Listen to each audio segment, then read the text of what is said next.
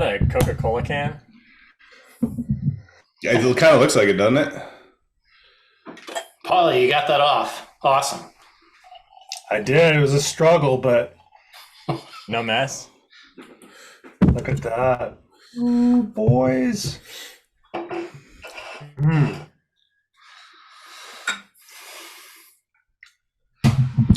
Cheers. Cheers. Cheers, guys. Cheers. Man.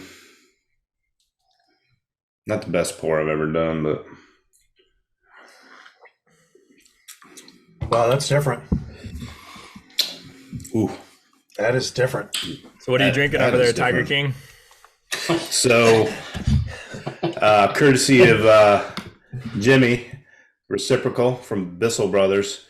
So I believe this one is all Australian hops. I looked at it before. I don't remember you after I grabbing that checked one, it Jimmy. Yeah. Grab Was a that few. only for Mike? Yep. Yeah, Wasn't offered to me? yeah. Nope. I got the special. I got the hookup. Yeah, so all Australian hops. Vic Secret, Ella, and Summer. It's. Well, let me see if I can see a date. I'm guessing it was pretty recent. Does not have a date on it. I can see. But anyway, so all Australian hops. It's pretty resiny. It's pretty hop strong. Very hop forward. Kind of floral aroma. It's different, but it's good. It's smooth. There's a lot of hop flavor, but not a lot of hop burn. Enjoy it. I'm gonna let it open up a little bit. Have you had Bissell Brothers before, Mike? No, it's the first First time. one? Yeah. So that's why I grabbed it for tonight. I thought I sent one to you, Eric, but maybe not. Well, that one, I don't remember.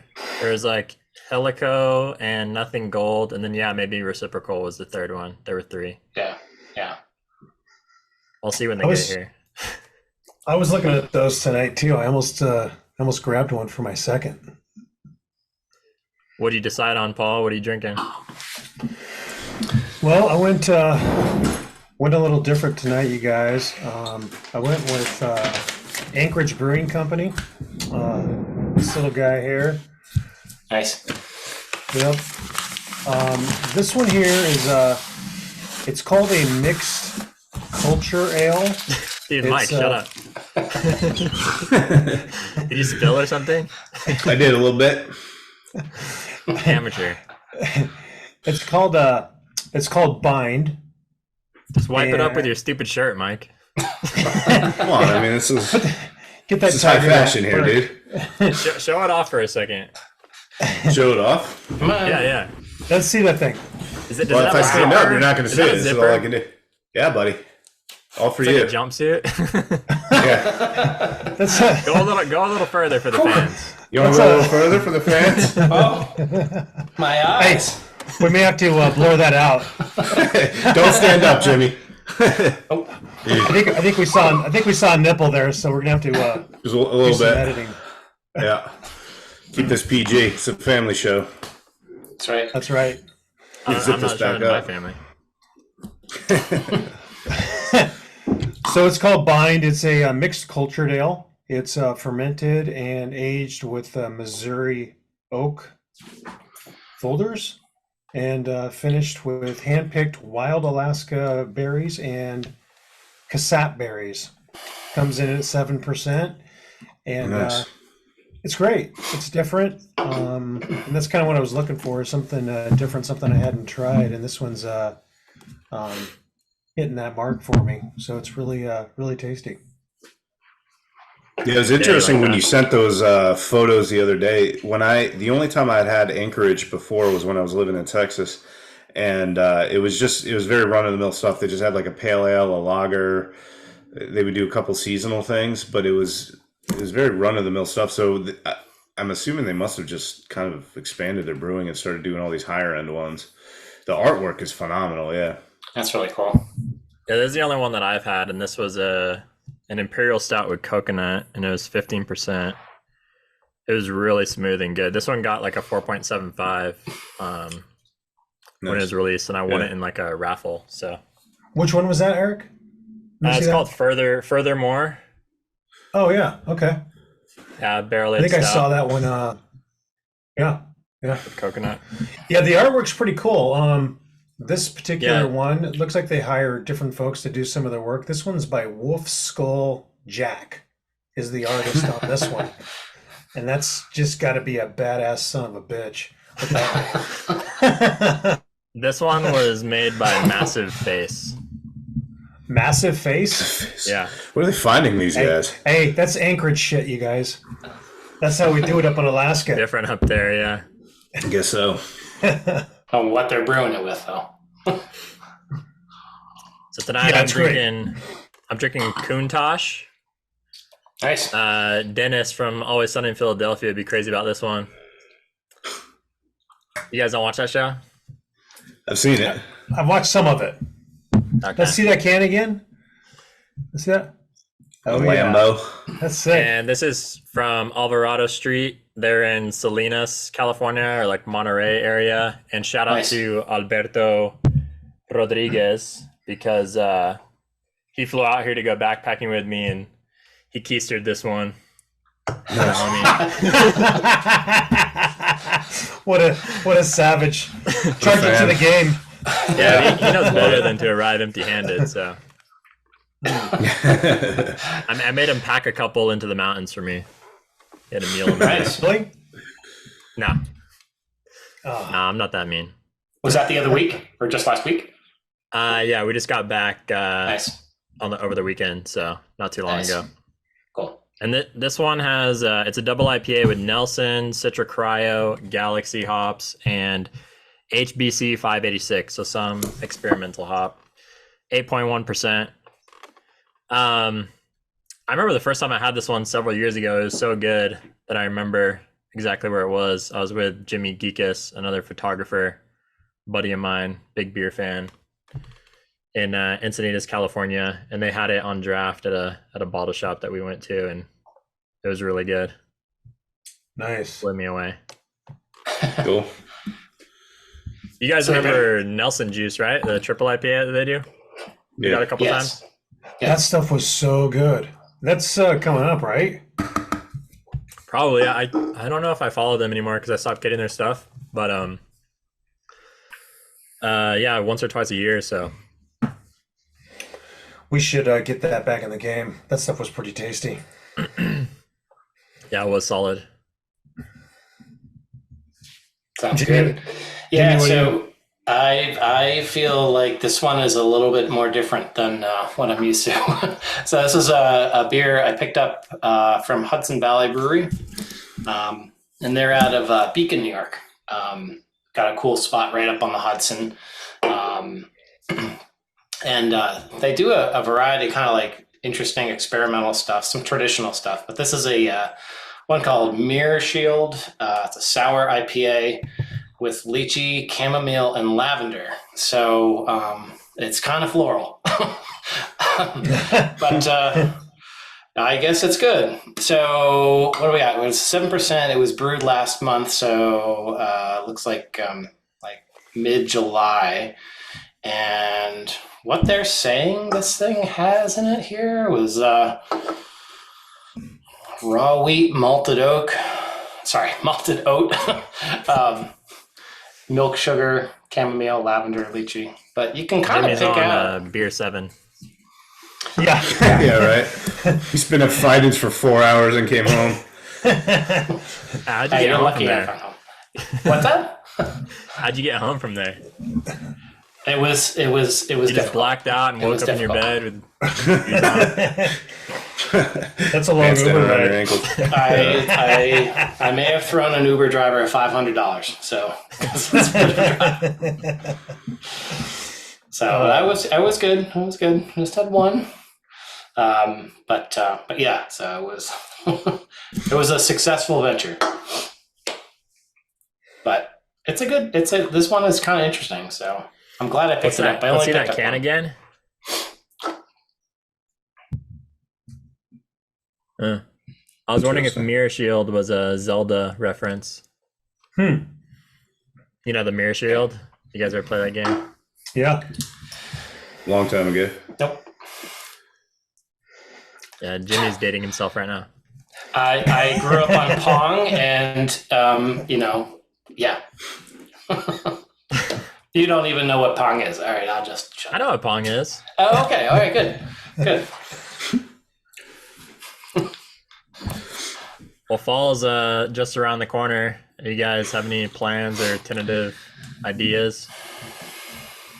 Yeah, I took the second week off in October, which is usually a solid bet for peak foliage here. And I'll just kind of launch out of my house every day and cruise around a bunch of different spots. The interesting thing, though, is we've had a really wet summer. It's rained so much. And it seems to, I was kind of curious to see what effect that would have on the foliage, and it seems to be causing an earlier foliage because there's a lot of leaves that are already turning. So I'm also a little bit worried that I'm going to be past peak by the second week of October. So we'll see how that pans out, but it's looking pretty good so far. So That's interesting because usually when it's like drier, I feel like they change sooner because they you kind of think hurry so, up. yeah. Mm-hmm. I know. I was surprised. I was expecting, yeah, exactly. I was expecting, if anything, it would be later, but there's a lot of leaves that are already turning, being that it's just after Labor Day. Usually they will just start turning around Labor Day. It's definitely at least 20% ahead of where it normally is. So I don't know. We'll see. And you have some like Wow. nice groves and forests like pretty close to your house, or? Yep. Yeah. I mean, I'm pretty much surrounded by forests. You don't have to go far. I mean, I've got it all mapped out. I've got, stands where we've got aspen. We don't have a lot of aspens up here, so it's a little bit unique for around here. But I mean, the main show up here is maples. So yeah, there's plenty of awesome spots and a lot of new spots. There's a whole new area. I've been there before, but I've not been there in the fall, called the Northeast Kingdom, which it's pretty far from my house, but it's an area I'm planning on exploring since I'll have that time off. So we'll see. Yeah, there's a bunch of places to crash up there too, especially since you have a camper now. Yeah, exactly. That's what, It's like a bunch grab of the campgrounds. dogs. You have a camper van or like a trailer? Or? No, it's like an off-road trailer. It's a company called Cedar Ridge out of Kentucky. But it's got, like 35-inch tires on it, so I can get it down all the class 4 roads around here. It's a little teardrop thing. It's just meant for like 1 to 2 people, but it's got, I don't know, it's pretty sweet. It's pretty well set up. So I've been using it here and there this summer, but yeah, definitely going to be taking it out in October. It'll fit That you sounds and cool. your like 3 golden retrievers. No, they sleep in the truck. They don't sleep next to me. Because I'll take them out camping and they get like all muddy and wet, and I'm like, cause that was the original plan. I was like, I'll just throw them in there, but no, they're disgusting by the end of the time. By the time we're camping, so Tiger King doesn't sleep with the dogs. No no, way. it doesn't. Yeah, exactly. No, Not in the Love Shack. No way. No. Yeah, Humans like some of the leaves are already kind of like dropping without even like turning color yet.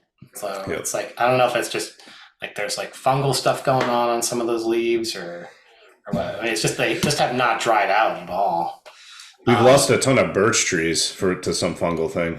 I don't know if that's happening out by you, Jimmy, but we're losing tons of, or not birch trees, sorry, beech trees. Beech trees are dying left and right around here right now, which That's sucks. not good. Yeah. Yeah. Wow. Huh. No, I haven't seen those yet, but yeah, there's a whole bunch of, yeah, it's weird. Yeah. Paul, you got any ideas? Yeah, I think we're going to head up to the North Cascades, maybe the Alpine Lakes area, and try to get some mountain stuff with some larch. And Oh then yeah, nice. Yeah, and then definitely on the back side of that, I'll work the Columbia Gorge probably quite a bit. It's about 20 minutes from my house, so it's pretty convenient and a lot of good stuff in there. So typically on the Washington side, there's a lot less people, so I kind of hang out over on that side. Got a couple of cool spots, and yeah, I'm pretty stoked. I'm excited to shoot some fall stuff. Didn't get a lot of it. I think last year I didn't really get any of it at all. So I'm pretty excited about it. Yeah, me neither, because I ended up having to go to out of Oregon, and it was like a later season, so I ended up like missing that because I had to go for like 2 weeks. So That was the coast one, right? yeah, Yep. What about you, Eric? What you got lined up? I'm gonna head back into the mountains in like a week, and the like willow brush will be like orange and yellow by then. Grass turns like red, but it's all like pine trees. There are a few aspens, but they change a little later, so they might not be yellow or golden yet. But that'll be my first fall color trip, and then probably like first week of October, I'll just be shooting.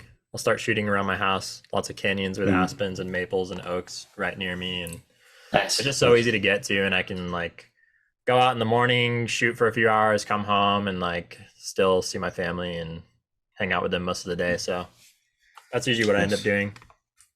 That's perfect. Sweet.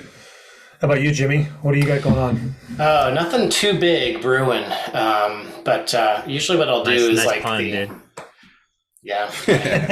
I was trying to work it Well in played, there. sir. Yeah, trying to keep you guys hoppy. So just usually like day trips, like here and there. So I'll probably end up going up into the Adirondacks, for a day or two, kind of come back like what Eric's saying, because I can get in pretty far within like an hour and a half. Get in there before sunrise and just kind of work with what I've got. But it works in stages. Like, so the further out I go, the higher up in elevation we are. And so I can kind of see where they're at and then time it right. So no particular places in mind. Very cool. Are you done with the art shows for the year? I've got one more in November, and I just canceled one in December because the weather, and it just didn't seem like the right venue. So I've got, and then next year I'll retool and see which ones I want to try to work on, because some of them haven't been great. So I need to kind of try some other venues that are a little bit more focused on art. So there you go. So you think you're better than everybody? You think your work is art and that it? Yeah, it's either Requires that or an I just start making like pot holders.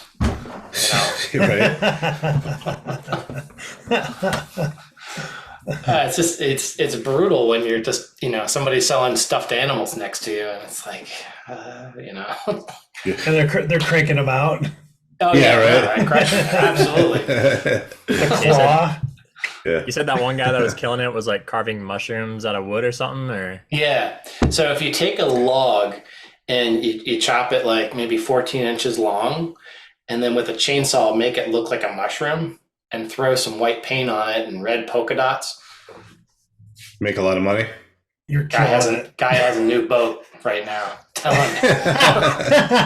you. Saw people walking around with two. I mean, they're like, really? Get out of here. Oh, that's Well, we classic. picked out some pretty nice. We picked out some pretty nice fall images for tonight. Hopefully, it gets everybody excited because fall's right around the corner. Give everyone some inspiration. All these images are pretty unique, so pretty excited to go through them. Cool. Yeah, really stoked. Really stoked to see these guys. Right out of the gate with Elvis Dallie, yeah. Yeah. I wanted to feature his stuff for a while because he's one of my favorites. He's got some Me amazing too. stuff. Yeah.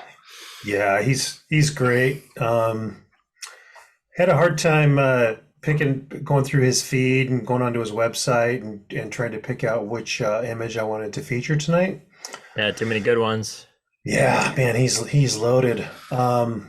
He's from the eastern part of the Netherlands. Yeah. So he's over there. Real nice guy. Chatted with him a little bit on Instagram. So he was pretty stoked to be featured on the show. I've been a fan of his for a while as well, and this is a great representation of why. In this image, I mean, I really like the color palette he's got here. I really like the focal point of the tree and the fall foliage up front, and I like the complementary background with the trees, kind of sitting in the back on the left-hand side, as well as the fog. It looks like in this one, and it's a great representation of the work he's putting out. And if you don't know Elvis's stuff, now you do.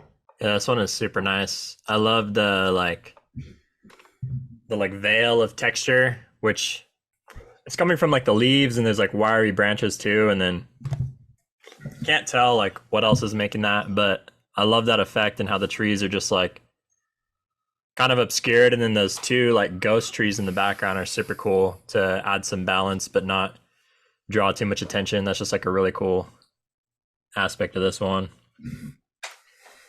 It's like psyche processing fading too. off there. Yeah, fading off there left to right or right to left. It's really wild. I love the color palette of it. It's not typical of fall foliage image to have that kind of pastel sort of color palette, but like you pointed out, Paul, it's really well done, and it complements the image really well.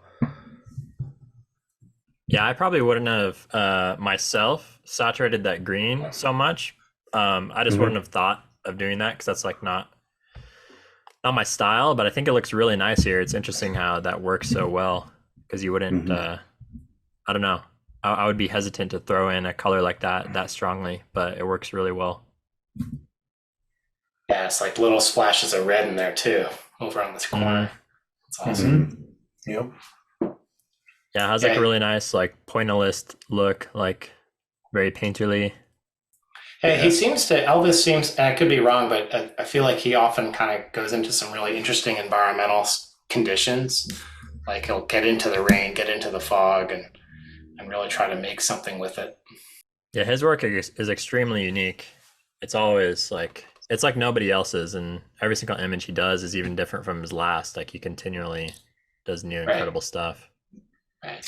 He puts out a lot of images too. That's the other thing. Like he's really prolific. Yeah, he's one of my favorite people to follow on Instagram because he's always posting new stuff, and it's always great, super consistent. Yep. Yeah, for sure. It's really consistent, really diverse. He's got some good work. Ooh. All right, I was glad you chose this one. Well, so I chose this. So I gave Eric a couple of choices because I was a bit undecided. So this is Abby Raeder. I'm not sure exactly how she pronounces it, but she's a fellow Vermont photographer, and I absolutely love her images. They definitely have an abstract feel to them. There's not a lot of realism or realistic footing to her images, and this one just kind of captured in my mind that those very last days of fall, and probably into the early days of winter here. And what I really liked about it was there's no sense of dimension here. It's, those leaves in the bottom corner, are they falling? Are they on the ground? It really kind of makes you wonder. And so I just thought for such a simple image, it was just very captivating. I love the pop of color of the oak leaves. It's just really well seen, really well, kind of simply processed, and just a well put together image. She titled this one, I believe, the art of accessorizing. And one of the interesting things that Abby does with most of her images is she'll put a little kind of abstract, I don't know if I'd really call it a poem, but like at least verses, some words that kind of describe what she's looking at. And it really kind of sheds some light on her process and how she views these scenes. And it's really unique. I'd have a hard time describing it beyond that, but definitely check out her Instagram page.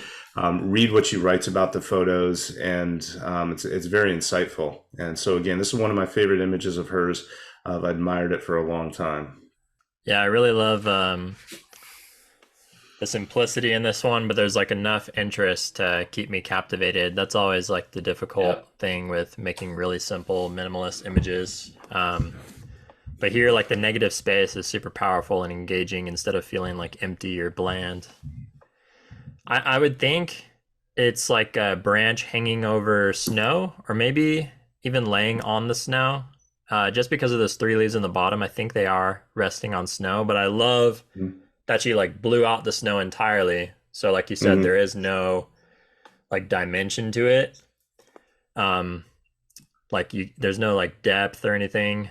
And so yeah, it looks like those leaves are floating in the air, like they're suspended and they're just like falling off of the branch, which I mean, if that is the case, that's really remarkable because that would be pretty difficult to shoot. But even so, I just love the concept behind this and her vision with it. Agree. This is a really, I like how simple it is. It's beautiful. While you were talking about it, Mike, I pulled up her Instagram and kind of strolled through a little bit. She's got a lot of really great stuff. Mm-hmm. And yeah, as soon as this one got pulled up on the monitor, I was like, wow, this is beautiful. Really nice piece of work. And I like the fact that the part that Eric pointed out was, are those floating, falling off? Are those laying in the snow? It looks like they're laying in the snow, but you kind of make up your own narrative there a little bit and just really enjoy the image. Yeah, that's really wow. Yeah, it's really, the motion that's implied there is really cool. But the that shoulder season that we can get, I don't know if you guys get it out west, but like when like leaves are turning and then the snow sets in and winter sets in, but you still have some hints of autumn. You get the really kind of interesting kind of conditions. But oaks like what she has here will kind of fall pretty late. Yeah, like December. Yeah, and like beech and American elm and that stuff, they'll just go even further. Mm-hmm. It's really, really wild, but yeah, it's good stuff. Good image, Abby. It's great. Really nice. Yeah, I've been following her for a while. I just realized I didn't recognize the name, but once I saw her account, I realized who it was. She has really good stuff. Yeah, she really does. So this one's from my buddy, Jimmy Gekas, that I mentioned earlier. An amazing photographer. I consider him to be one of the best around. I've had the pleasure of photographing with him in lots of different places. Usually he comes out this way for the fall, so we'll go to Colorado together or shoot around here in Utah. And I always try to visit him when I'm in San Diego because he's also the person that turned me on to craft beer. I used to think I hated beer, and then Jimmy was like, "No, you don't. You just haven't tried the right stuff." And then next thing you know, I'm spending hundreds of dollars every week on He created a monster. Cheers to exactly what he Jimmy. says, yeah. Cheers to Jimmy. Cheers to Jimmy. Hey, Jimmy on the show. Network probably wouldn't even exist. you right. you got to stay away from the Jimmys. I know a lot of Jimmy. We got our own in the damn world. Jimmy. So yeah, this has been one of my favorite fall images forever, ever since I first met him and checked out his portfolio.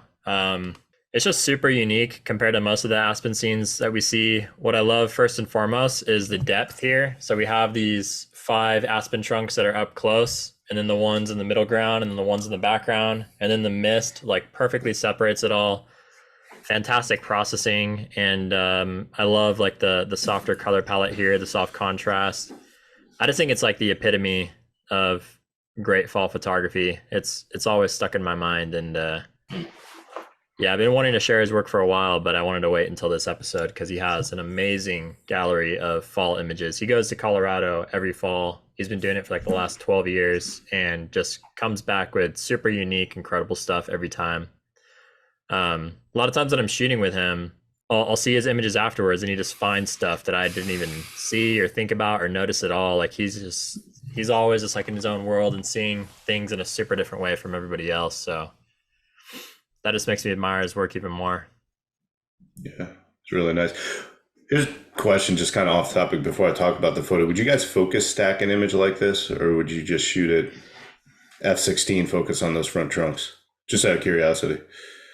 It's hard to tell how close he was to the front trunks. Like maybe he was zooming into them from far away, which is how it's all in focus. This is a pretty old image, so I don't think he focus stacked it. Yeah. I think it's like 7 or 8 years ago. Yeah. I would focus stack it if I needed to, but if I could get it in focus enough where the background, I don't mind if the background is soft because I don't really want people to focus on the background, and it would give me a little bit extra separation. But if it's like out of focus, and it can be distracting. So if I can do it with F22, I would. And then if not, I would try to focus stack it. But if it's moving around and stuff like trees and leaves and stuff, like it hardly ever works to focus stack it. Yeah, it's so hard. That's one of the hardest things when you're dealing with scenes where you really need to or want to focus deck in the fall, especially around here because there's usually some weather, so it's windy, so you pretty much can't. That's kind of why I was curious about it. I love the cool blue background. In addition to everything you said, Eric, it's a fantastic image, but that kind of cool blue background, the way that he handled that and processed it, it just kind of gives that nice fall off and gives that separation of the warm tones of the leaves.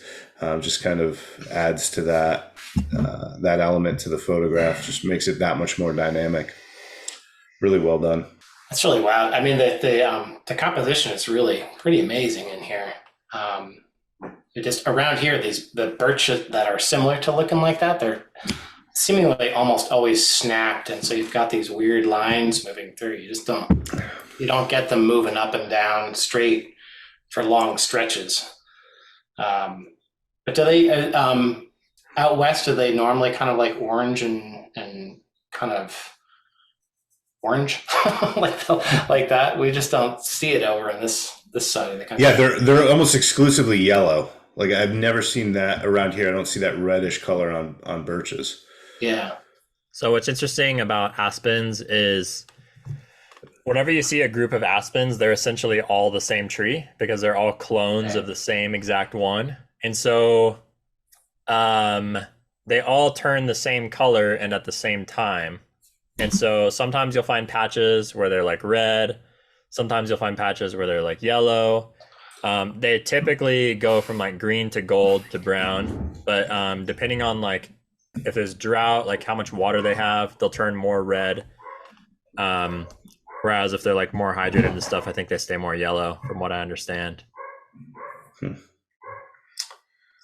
I love this. I love I think when I first look at this image, it's the depth that, it just kind of really speaks to me there. And then just the way he framed up those trees in the background and just a really great, beautiful fall image. And it's the epitome of what you're seeing over in Colorado. It just really kind of captures that whole feel. Yeah, and if you look at the tree trunks in the front, like right next to them, there's perfect spacing between the ones in the background on all of them. Like there's like no overlap here. It's super well organized.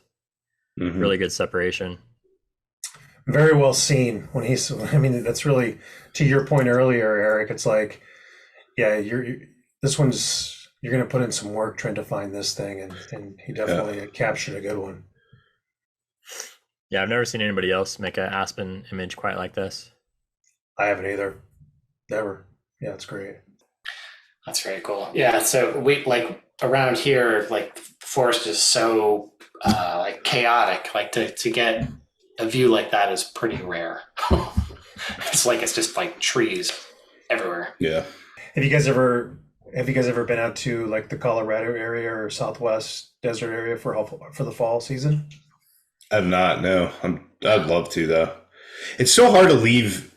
Yeah, I really should though, because it's like every year I look forward to fall in Vermont because it's one of the classic foliage destinations. Why would I leave Vermont? But I really need to because you see images like this and you just got to get out there. Yeah, and I've never been out to the East Coast for fall, so yeah, I know how it is.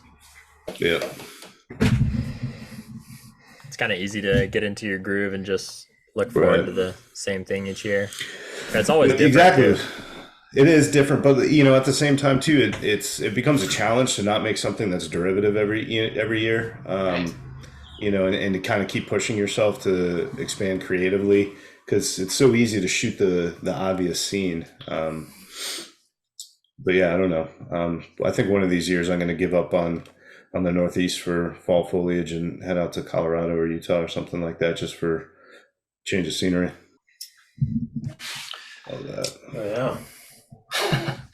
All right, so this is one that I submitted in. It's from Manuel Palacios, and Manuel's actually a good friend of mine. We met a few years ago, kind of when I got kind of a little bit more started into photography, a little bit more serious. I've been doing it a long time, but just not as serious. But but he and I over the past few years have just been constantly chasing fog, and so when when the conditions are good, we're frequently like texting each other, and he's a busy guy just like I am. He's got a young daughter just like myself, and we frequently just can't like drop what we're doing and go out. So occasionally one of us will have the time to get out and get into the conditions. So this was one that that he sent back soon after he shot it, and it's like, oh, he got out. So it was kind of painful, but it was cool that he was able to get out there and do it. But this is just, it's emblematic of some of the stuff that we run into around here in the fall. It's just that, like, you get the super intense fogs that are super frequent, and you just never know what you're going to get. And oftentimes, like in the mountains, those fall colors can be totally shrouded in just weather. You just don't see it. And so if you can get the fog to push off, or you can get the rain to get the hell out of there, you might actually see some color. So he found it. Yeah, this one's awesome. It's crazy how it's like it's got all this color in the bottom, and then these like monochromatic pine trees in the background. And so like you wouldn't necessarily think like the two scenes would mix well, but they do blend super well. And I love like the fog separating them. And I don't know, I think if I was there, I probably would have just thought of shooting the colorful foliage on its own or the pine trees on its own. And I really like the way that he combined them here, because I don't think that myself or most people would think to do that right away. Yeah, it definitely adds a nice dimension, some dimensionality to it. Yeah, I really like how he approached this scene. I just pulled him up while we're talking about his image. He's got some really great stuff. And he's awesome. This is unique. It's similar comments to the rest of you on basically combining two different scenes here with very different elements to make a very unique image. Really nice. Manuel's super cool. Funny story about him. Yeah, he's in upstate New York. I can't remember exactly what city he lives in. It's near Albany. Yeah, I was gonna say he's really close. He's not far.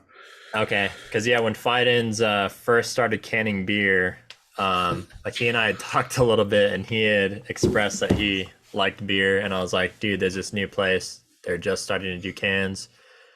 You got to get over there if you can. And back then it was like so hard, because they would release like one beer a week, maybe 2 beers a week, and they would sell like tickets that you had to buy in order to be able to go and pick up the beer, and they would just sell out like instantly. And so I was bugging him, trying to get me to do it, and it's like this super complicated process, and it's like he was saying it was like an hour or 2 hour drive from him and stuff. And he was a good sport. He did want to try and stuff, but he wasn't able to make it out there. But yeah, it was just funny. Yeah, stories of people camping out overnight, like in the bushes around where they're brewing. like, get a job. It's like, what are you doing? But I don't know. Maybe they had a job. I don't know. Well, they must if they're able to afford all this great beer. Times have changed. Are you guys still drinking? Yeah. I mean, what's the problem over there? You guys, you're in the first one still? Yeah, I'm only gonna have one tonight. I've got like a cold. I probably shouldn't even be drinking anyways, but gotta make sacrifices sometimes, All right, well, I'm gonna go ahead and crack open another one here while you guys strap those nipples on. I'm gonna go with nice. I'm gonna go with the all snake everything. This one here is a collab between Other Half and District 96. Jimmy, you're the man. Way to road trip over there and take care of the crew. Love it. This one here is a triple. It's 10%. And let me see if I get a hop profile off this bad boy. I don't see one, but I know I love it. Yeah, give us that hop profile, Eric. It's I had one of these the other day, and I was just like, man, I got to save one of these for the show, but it took all I had to not go back to the fridge and go back to back dimes. Yeah, that one was super good. I was super pleased. There's like some fruit notes in that one, if I recall, right? So that one has Nelson hops and Waiti hops. And then it has a big snake fruit finish. So all their IPAs have a snake fruit finish, whatever that means. And then just Nelson and Waiti, which are both really good hops. So can't go wrong. Yeah, it's just really smooth, really delicious. I mean, I'd definitely like to have a couple more of them, but yeah, I really appreciate you taking one for the team, Jimmy, on that one. It wasn't that hard. No problem at all. It's like on my way home, I'm like, huh. Even though I've had both of those hops like so many times before, that one tasted super unique to me. It was really different in a good way. Yeah, man, it's good. It is really, really good. The place itself was pretty cool. It's like a whole kind of restaurant on one side and a bar on the other side. And then they were brewing it right there. So you kind of like looked down on the brewing facility, which wasn't really that big, but it looks like they were pretty busy canning stuff in there. Did you spit into one of the tanks? And other things.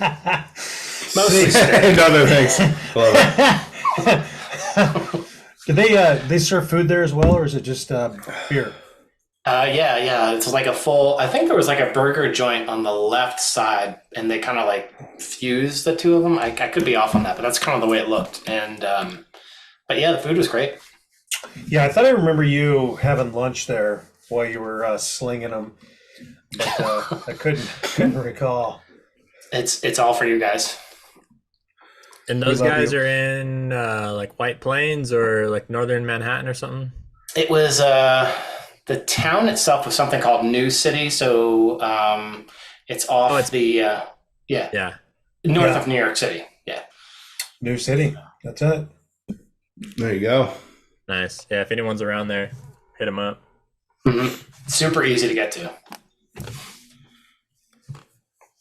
Yeah, those are super good. This photo is just insane. I was blown away by this one. Oh man, yeah, this is so tasty. Perfect. Eric and I were scrolling Andrea's thread last night, and I said, "Whoa, pull the e-brake, dude. Scroll back." Yeah, this one really stands out. And as soon as he stopped, I'm like, "That's the one." I'm like, "This." I mean, it's got everything. I mean, it's really, really beautiful. Andrea, seems like a super nice guy. Messaged back and forth with him a little bit yesterday. Italian photographer. Not exactly sure where he took this image. There wasn't a lot. He took it in Italy in a nature reserve. Oh, okay. Cool. Yeah, he said it like it's so protected you can't even walk in it, but he photographed this like on the periphery of it. Wow.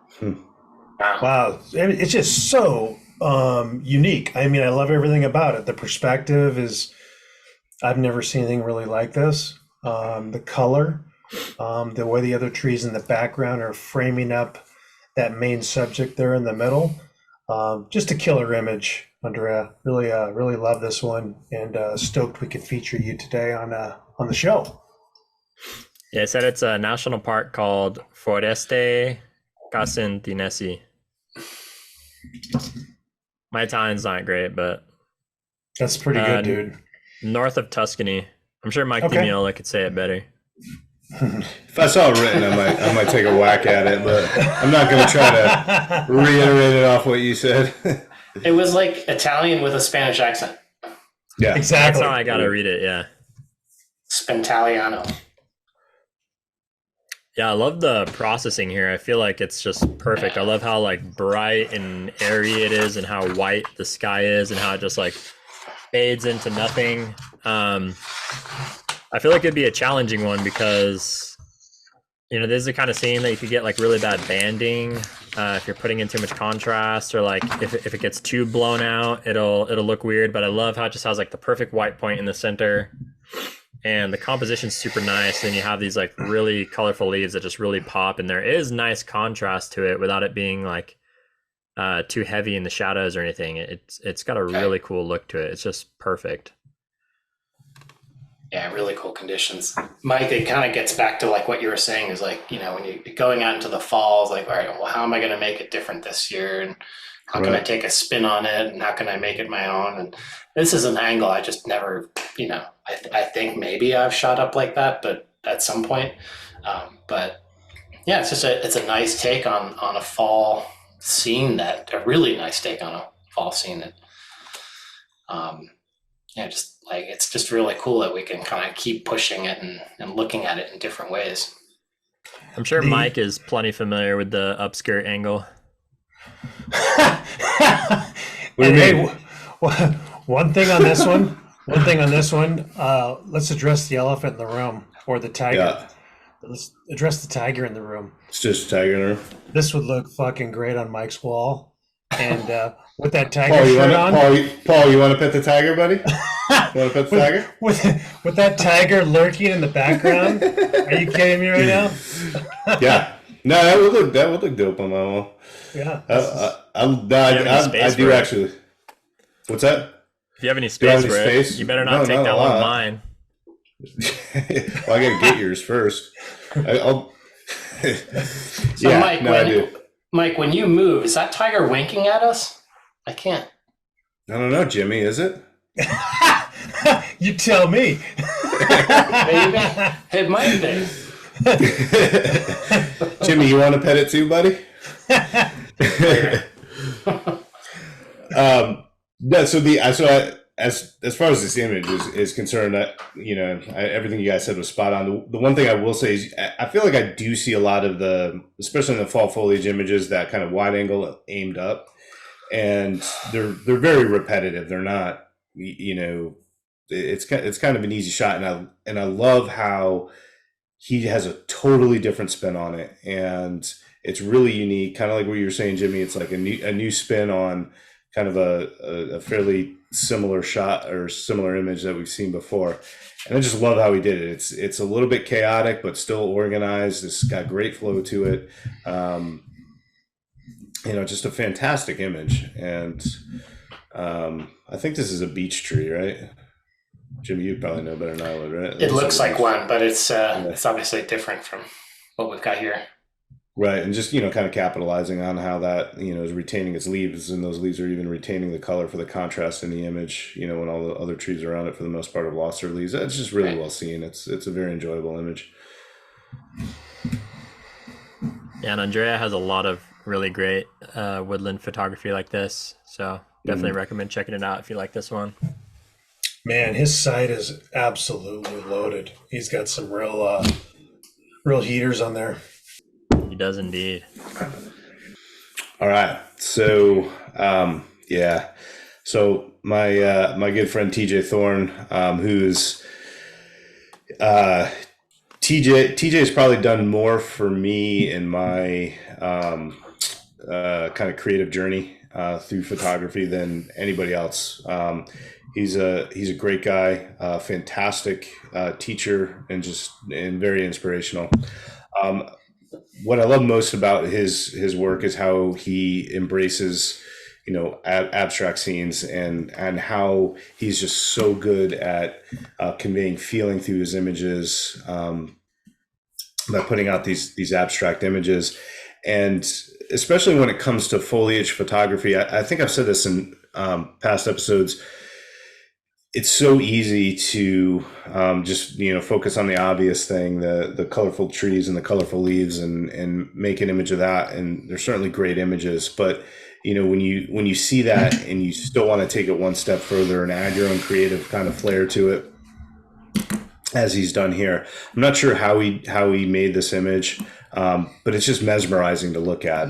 Looks like some kind of maple. I'm not sure what kind of maple tree you guys have up in the Pacific Northwest. I've seen them before, but definitely looks like a maple tree.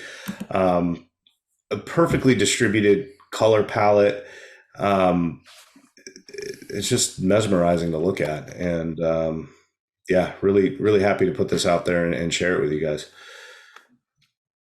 Yeah, the texture in this one is so satisfying. It's like, even though it's like blurry, so it has lower detail, it has like all this depth to it, like all this layering that you can sense, and it totally has the look of like smeared like oil paint. I remember when I first saw this one, I was super blown away. It was like one of the first ICM images that TJ made that I really, really liked, and I was stoked on this one. Still am.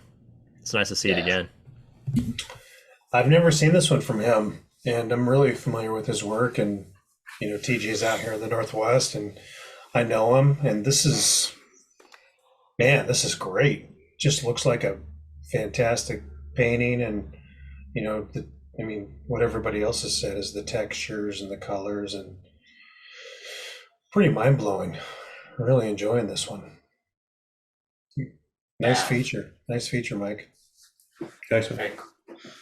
Very cool. It's always one of the things I enjoy working with TJ's images is trying to figure out like what his workflow was with it, and it often has me like scratching my head quite a bit. But then it's an inspiration for me when I go out trying to experiment with some of those techniques to see if I can kind of make something my own. And TJ's been influential in myself as well, like Mike, in that way. But this was just really wild. I don't know if I recall seeing this one before. I think he released this one like in 2020 or 2021. Yeah, it's a beauty. Yeah, I can't remember off the top of my head. Yeah, it was a couple of years ago at least. Yeah.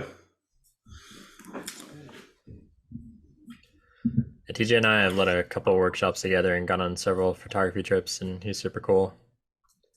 Yeah, he's a great guy. He's great to learn from. And so I don't know, Paul, have you ever shot with him in the field? I've never shot with him. Yeah. We've hung out a few times, like grabbed dinner and some other things, but yeah, I don't think I've ever shot with him. Yeah. And Jimmy, you haven't met. You guys have just kind of conversed over. Right. Yeah. We haven't met in person, but we've conversed for a few years now. Yeah. So he's a fascinating person to watch work in the field, and you can learn so much. Or speaking personally, I learned so much just watching how he approaches a scene. He and I were camping. Did you do a workshop with him or something, Mike? We were right in the middle of COVID. He and I went out to the whole rainforest and camped for 5 days, and just kind of went out from the spot right on the side of the Queets River, and it just the way that he, up until that point, I just never saw things the way that he did, and in the images that he would come away with, it was absolutely mind-blowing. I can't, it's tough for me to speak to his process because I don't really know, but just watching how long he would stay with a scene and how deeply he would study it and really take it all in, and then he produces these incredible images. Really inspiring to see, and he loves talking photography. So, again, just shout out TJ. He's an awesome dude, great teacher, great instructor, great person to spend some time shooting in the field. But I did a workshop with him in Death Valley as well, with him and Alex Noriega. Great working with them out there too. Same sort of thing, and just a fun guy to be around too. So, fantastic image, great guy, good stuff all around. Yeah, I've been with him while he's shooting water abstracts, like the stuff that's in his book, Ebb and Flow. And I've seen him just shoot that stuff like handheld, like in the same little spot for like 3 hours straight. Yep, exactly. I don't even know how you'd select the image afterwards. Like, thousands of exposures, and you got to pick one of them. Yeah, Yeah, that's where I learned, to do that from, how he does that. And he's mesmerized by water, which I love. I mean, his passion for it is incredible. And his images reflect that. And the ebb and flow book is just phenomenal. If people out there listening to this don't have that book, 100% get it. It's great addition. Whose dog's going off right now? It's not mine. Is that Lamar? Big Sexy. Big Sexy? Big Bring him Sexy. over. Yeah, I'm going to close that door. Hang on.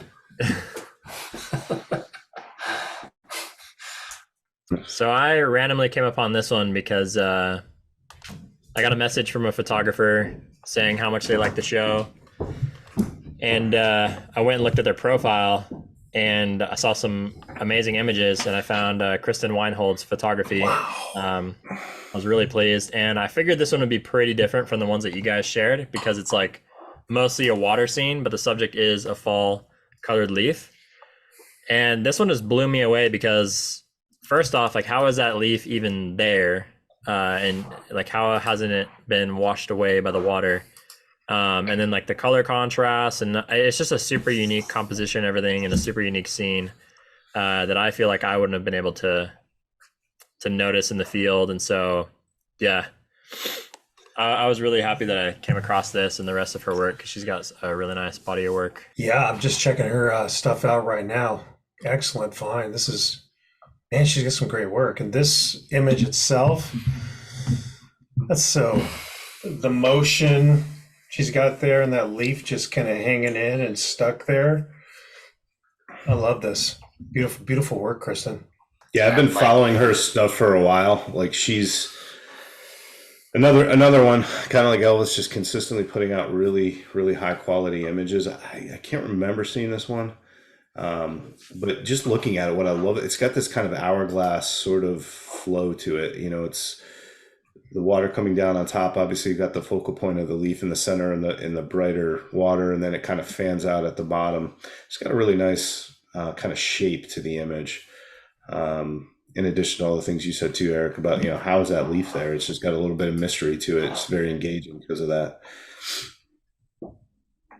Yeah, she has some really amazing fall stuff that I've was just kind of scrolling through, and I'm kind of staring at one right now that is really pretty wild. But it's just a very nice take on that familiar kind of stuff that we've all seen on postcards for years and years and years and years. These really pretty colorful fall scenes. But just taking it that extra mile and making it your own and looking at it in a different way. But definitely take a look at her gallery. It's pretty awesome stuff. It really is. Yeah, I love the motion here and the feeling of it. It's like such a simple scene, but it has such a strong emotive feeling. I was really impressed. Yeah, she's got a lot of great stuff. I'm just continuing to scroll here. Really, really beautiful work. Wow. Yeah, so this is from Anna Morgan. It's one that I submitted in here for tonight. And Anna is one of those photographers. For me, it's like her images just jump out at me. She's got some feel to it that is kind of like uniquely hers. And but this, one of the things I enjoy about this technique with forest photography is just kind of distilling it down to the essence of that woodland. And for here, when she approached it with this technique of intentionally moving the camera, it really just kind of like gelled it together for me. And it's just a beautiful little scene with these aspen trees and some of the younger trees coming in on them. And then, gosh, if she went back like 5 years later to this scene, it would be a totally different scene because it's evolving and its progress towards a more mature forest. Just cool stuff. I love that cool and warm that we've got going on there as well. Yeah, this one is super nice, as is all of her stuff consistently. It's a really great and deliberate use of ICM. Yeah, Anna's stuff is fantastic. Love this image. all the colors she captured in this, and then those aspens are just a perfect complement to that fall foliage up front. Really well done. Yeah, it has an interesting feeling to it too, because if you just look at like the bare trees in the background by themselves, it's like a pretty eerie, like haunting, kind of dark looking scene. And then the warm foliage in the front is a bit more uplifting and kind of, in a way, kind of opposing. It conveys like opposing feelings, but then it's very cohesive together as well. So yeah, it's super interesting. And I love the coolness of the top as well to contrast with the warmth in the bottom. It's really great processing. Yeah, I think that was really well said, Eric. I agree that was kind of what I was trying to wrap my head around as you were saying it. And the other thing you said that I agree with is it's great use of ICM. I think ICM kind of runs the risk of being one of those things that's a little bit overused. But when especially it's used like really with trees, well, right, exactly. And when it's used really well, like she did in this case, it's so impressive to look at. And I love the feel of this image. This image to me is all about feel. It's a fantastic image. So, by the way, I'm opening another beer right now. See how What do you got? Raoul. Oh, that one's amazing. Yeah, I'm pretty excited about that. I almost drank this one first, honestly. So just a real quick rundown. I unintentionally kind of went with the South Pacific beers. So my first one was all Australian hops. This one's all New Zealand hops. I think some New Zealand Cascade. Hang on, I made some notes here. Hey, Mike. Nelson Citra, yeah. Do they have tigers in New Zealand? I don't know, Paul. That's a great question. Just throwing it out there. That's a great question. I'm going to think they probably don't. But it's mostly birds. Might. I mean, I've never been there. So I've been there a bunch of times, man. That sucks. Right. But you have. Vermont's the coolest place in the world, anyways. Though, so obviously they got tigers. We have tigers.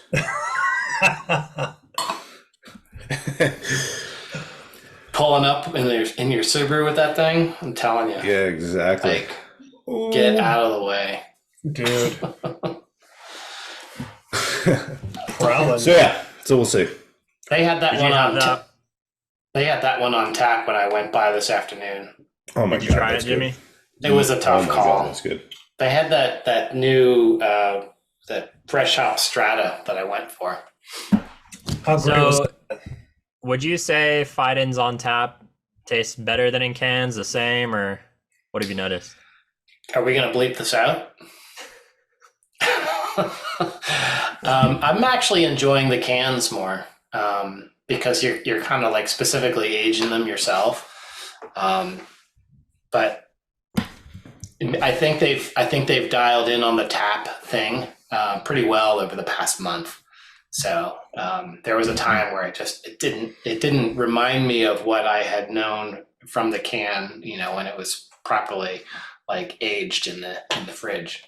Interesting, because I feel like everything I have on draft is just always better. Maybe it's just like the setting, like it's more exciting to drink beer at the tap room and try a bunch of different things than at your house alone in the dark on a weeknight. Staring at a wall. In your tiger shirt. But drowning in your own tears. Did you have that one last time they did it, Mike? No, this is the first time having it, and I got to be honest with you, I absolutely love it. I mean, it's there's so many good beers out there, and then you come back to Fiden's, and it's just different. Their shit is just so different. This is so good, and the Bissell, the reciprocal that I just had was very, pretty hop forward. Good, still good and still well balanced, but this is just so different and so good. Fruity, juicy. I'm gonna enjoy it. It's pretty thick too, from what I recall. Yeah, creamy. Fiden's nails it on like every level. Like the flavor is amazing, the smell is amazing, the color is amazing, the body is incredible, like the mouthfeel, the creaminess, like everything is always just like as good as it gets. I don't know how they do it. Yeah. That's a great one. I haven't had that one in a while, Mike, but that one's tasty. Yeah. Shouldn't say I'm surprised. I was going to say I was pleasantly surprised, but I shouldn't even use the word surprised when it comes to Fivens anymore, because why would you be? Yeah, so something that I super was consistent. gonna mention before we move on from this image is when I'm shooting in the fall, if there's anything that I look for in particular, I tend to not really look for things consciously, but the kind of things that catch my eye is actually like cooler colors instead of just looking for like warm colored foliage. I actually kind of look for like cool colored backgrounds, maybe because of the shade, or like if there's snow, or it could just be the lighting, lots of different things. Because if you have like a cool background or like some cool color somewhere in the scene, it just makes the warmth like sing that much more because you have this nice juxtaposition. And so I feel like a lot of people, they get sidetracked by just, they get pigeonholed, like just searching for like the best, most colorful, warm colored trees, and they don't really find anything to like counter that, which actually makes it look even more intense and more interesting as well, because it's always nice to have that warm and cool color combo. So I don't know, that's just something that I thought I would mention. That's a good call, Eric. That's a pro tip right there. For sure. Jimmy's not buying it. No, not one bit. He's all about his yellow color cast. I'm like, oh yeah, no, and I, just pull down that slider and magenta all the way on the sky. Let her rip.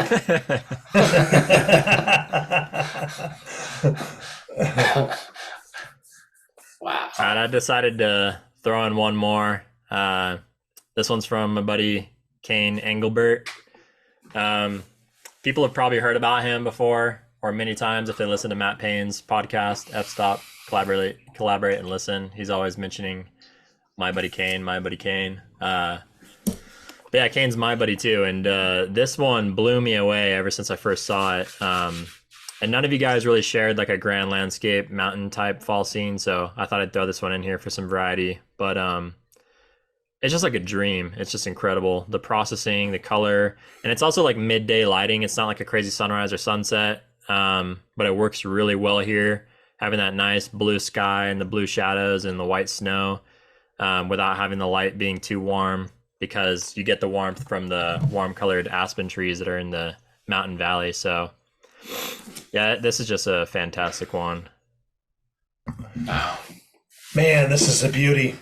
I was surfing around looking for some mountain, big grand landscape scene, and well, great pick, Eric. This is beautiful. Really embraces that Colorado scene 100%.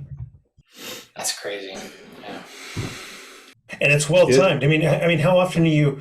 It's pretty. I mean, I don't know. It's pretty unique when you're getting that snow mix with that aspen color. That's like, hey, when it all hits, you're like, okay, it's go time, because we got a dusting on the mountains and we got the aspens lined up.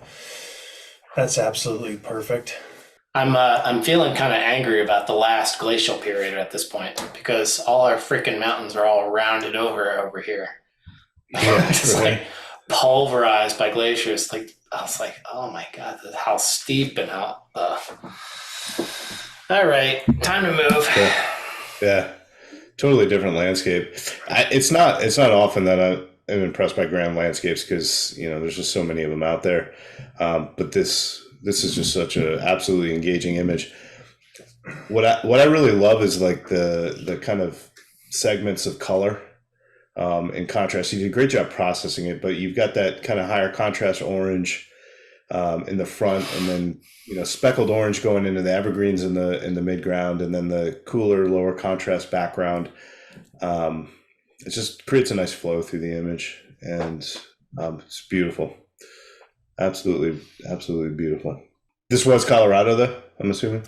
Yeah, and he lives in Colorado, so every year he has a really extensive portfolio that I would recommend everybody check out as well, of fall scenes from Colorado and wow, just all seasons too, like lots of mountain stuff. And then he's got a lot of great southern Utah stuff, and he's a really great photographer that doesn't get much attention. He just kind of quietly posts on social media every now and then, but his website is full of amazing gyms, so everybody should definitely take a deep dive in there. Yeah, great stuff. Great pick, Eric. I'm glad you grabbed something a little bit different for us to check out. Well done. Yep, agree. My job, got to keep you guys on course. I was going to do a macro leaf one, but I couldn't find one. Well, I couldn't find one that none of those. It looked like they were misted by hand or, otherwise. Piss. Feed on. Yeah. Yeah, hard to find fall images without pee on them these days. Everywhere. Yeah, you gotta have that All nice contaminated. flow. Yeah, you gotta.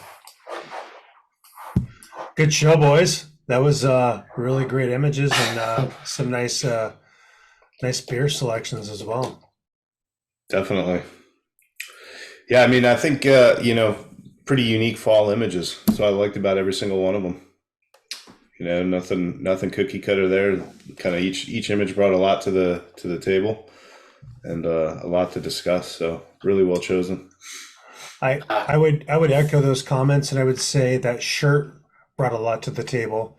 It really did. Oh, thanks, Paul. Both you guys. I mean, Jimmy, what's up? Okay, so here's the deal. Next episode, Jimmy, you and I, we're taking it to another level. All right. Okay, Let's do it. so We can do You it. guys gonna wear some rompers or something? Like, what's going on? What you got planned? no, we're gonna keep it on the Oh. down low. Sorry. Okay. I said snuggie. All I right. didn't mean to. Yeah. All right. Keep it on the down low. We gotta keep right. this thing under keeps. All right.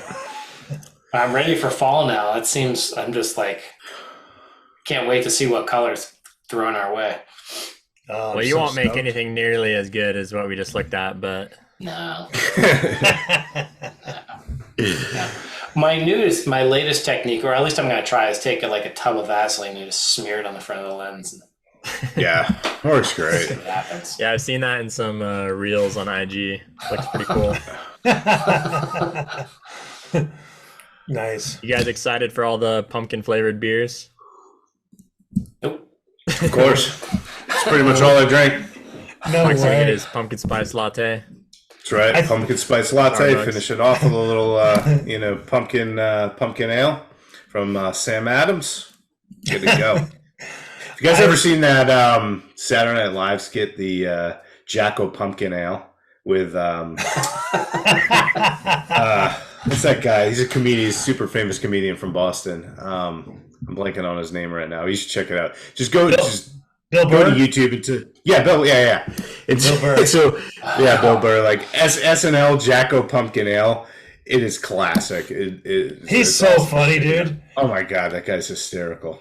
Dude, I can't even tell you guys. I probably have 3 or 4 pumpkin ales from like 5 to 10 years ago in my garage cabinet. It's like when someone learns that you like beer, Yeah, and they bring down. They just go out and find the worst things Oh! possible. They give it to you. Yeah, You're gonna be stoked on it. that's what he talks about it, and he was like Dude, somebody you're gonna brings love that over to this. your house. And he's like, it sits in your refrigerator for like a year until your buddy comes over, and he was like, "You got anything to drink?" And you're like, "Yeah, I got this pumpkin shit. You can try that." You know, like, Oh yeah, that's exclusive company only. That's why we created the donate button that's in the show notes. So if anybody wants to treat us to beer, we know what we like. Just give us the money. We'll buy some it. good stuff, and It's a beautiful we'll thing. really appreciate it. Yeah. Yeah.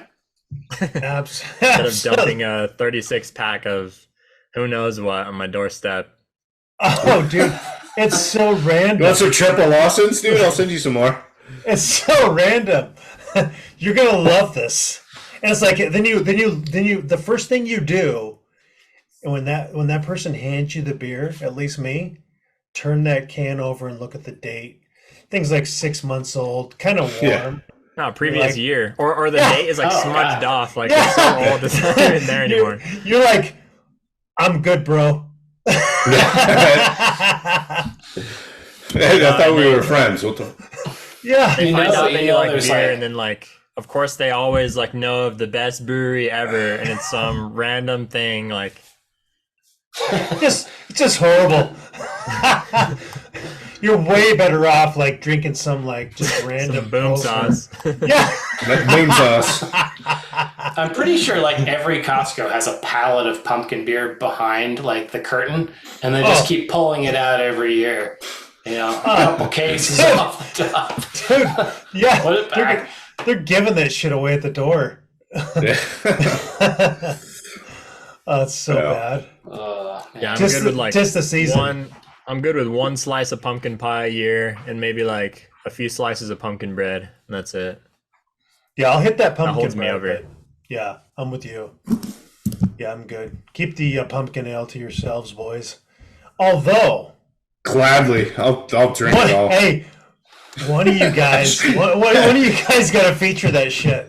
Come on. I was gonna say I should have featured it on the show. Like, I can't believe I didn't think about that. Although I haven't seen any in the stores yet, but that would have been awesome. I saw it yesterday. I haven't seen it around there. That would have been brilliant. I don't know why I didn't think of that. Like this, no. Exactly. As it crashes into the wall. Pouring it, and then you pull it up, and it's a trash can. That'd be awesome. Exactly. Right where it belongs. So good. Love it. All right, guys. Well, until next time. Yeah, another good Yeah, buddy. episode. Cheers, everybody. Strong word, guys. Cheers, guys. Cheers. Kind of ran Thanks out for sharing the here. images. Oh, Jimmy's already done. You got to crack up in a new one then. Hey, Yeah, come on. dude. Jimmy, it's only 10 o'clock there. Come on. I'm gonna have all these hungry pupils waiting to learn, and Dude, I wake up at 4:30 in the morning, so I don't want to hear it. Yeah, Mikey's looking tired right now. I woke up at 4:30 in the morning, but not for work.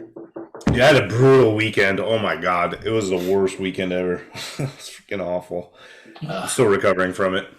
Were you partying or on call? On call. I did God, it was awful. Gunshot wounds. It was miserable. It was like all night, every night. Jeez, dude. Yeah, it was brutal. But yeah, No wonder you're in that fucking tiger lingerie. exactly. You're winding that Treating shit himself. down. Yeah, Yeah, gotta exactly. cool down a little bit. Yeah. Tiger's got to eat. Yeah, exactly. No, but once again, I'm following your guys' conversation, and you're like, "Oh yeah, cracking this fucking awesome beer," and I'm like, "Fuck you guys." As you get your scrubs are on and you're freaking Yeah, ready to rock. exactly. Putting a Drinking needle in water. someone's arm. Yeah. Neck. He's in the back room with an IV drip. Do Yeah. you administer epidurals as well? All the time. That's a gnarly one. Hundreds and hundreds a year. That's like one of the easier things I do. Yeah, it's just like the syringes. I remember when my wife got one, I was like, "Oh man, you sure you're okay?" Yeah, yeah, right. Yeah, but yeah, no, we do a lot of those. But yeah, no, there was I work at a small community hospital. We don't deal with a lot of trauma, so getting gunshot wound in the chest, gunshot wound in the ab, we don't see that stuff all the time. I used to work at a place where we did that stuff all the time, so I'm pretty familiar with it. But we're just not set up to do it. So Is that it like was, crime or like hunters? Yeah, crime. Most commonly in Vermont, it's hunters. People do all sorts of stupid shit with hunting rifles, but no, this is straight up crime. There's a pretty big drug problem in Rutland, Vermont, sadly, and so that kind of the crime follows that, and that's presumably what this was. So that was that, but I mean, it was all weekend. I mean, it was stuff all weekend. It was bad. It's getting bad around here. I don't know. It's not good. But yeah, I don't know. Watching you guys drink beer, it was like, oh man, salivating all weekend. Yeah, I didn't drink beer for like over a week because I was backpacking.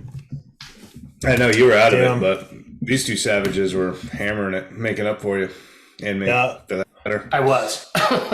We're carrying the load for the team. Yeah, carrying the torch for sure. It's like trying to frame pictures with like a dripping wet beer. I'm like, oh, yeah, Oops. Yeah, we'll discount that one. No big deal. That one's unique. It's watermarked. yeah, it's like embellishment. Yeah. That looks like a beer like a beer can. I'm like, no, Yeah. it's the moon. It's the moon. It's the spirit moon. Yeah. In front of the clouds. Right. Yeah, Yeah. Oh, yeah. exactly. Oh, it's so good. Hey guys, a toast. A Yep. toast. No fucking issues. Holy shit. Wow. Boom. I know. Yeah, that was like Knock the this first one clean out of the episode. park. Dude. Yeah. Hey, it's real now. Come on. As long as Eric hit record, we're good. That would be hilarious. Oh fuck. Yeah, I see it up there. No issues at all. This was seamless. Yeah.